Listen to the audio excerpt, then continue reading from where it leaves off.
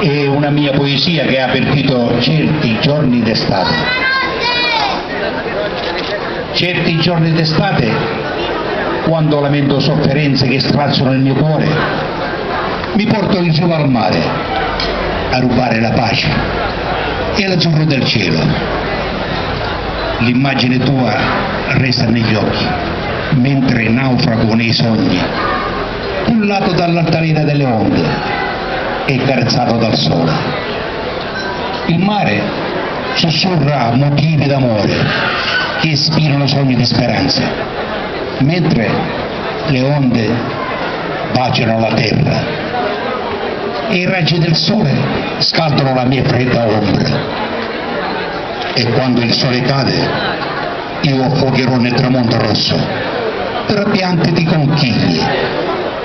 Sarà mio quel lembo del cielo, quel sole splendente di luce di cui la fine non conosco. Avete visto come che si è così esposto a voi il ritmo che ha dato alla poesia? Nuzzo, Grazie. vai bene Nuzzo, la voce alta, e raccomando a tutti voi, ecco, di avere la stessa tonalità. Complimenti Nuzzo, sei stato grande. Aspetta, pensando solo a te, bellissimo. E un'altra di sua poesia? Io le ho lette tutte, bisogna pubblicarle. Maria Barone presta eccezionalmente attenzione a tanti poeti, io lo so, e incoraggia, questa è una cosa bella, e lo fa assolutamente senza interesse, cioè per il piacere che venga fuori una nuova risorsa che già c'è e che non sappiamo che esiste, e in questo modo noi, anche il nostro presente viene arricchito da questa articolazione di espressione poetica. Grazie.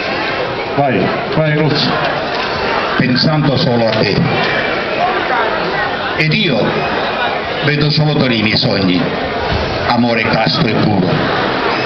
Tutta la mia vita pensando solo a te, amore sincero, bene profonda, sentimento puro come acqua diluviata. La prima ed unica cosa sei tu per me.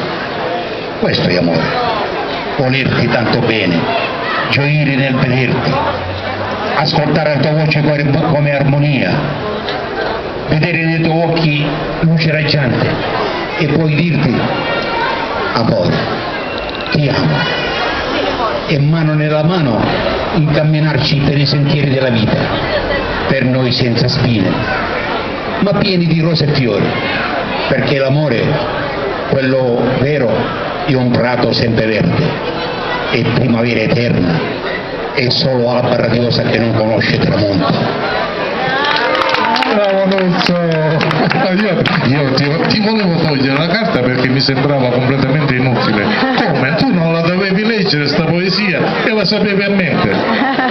Ci hai sorpreso ulteriormente. Grazie a Nuzzo Confaloniere.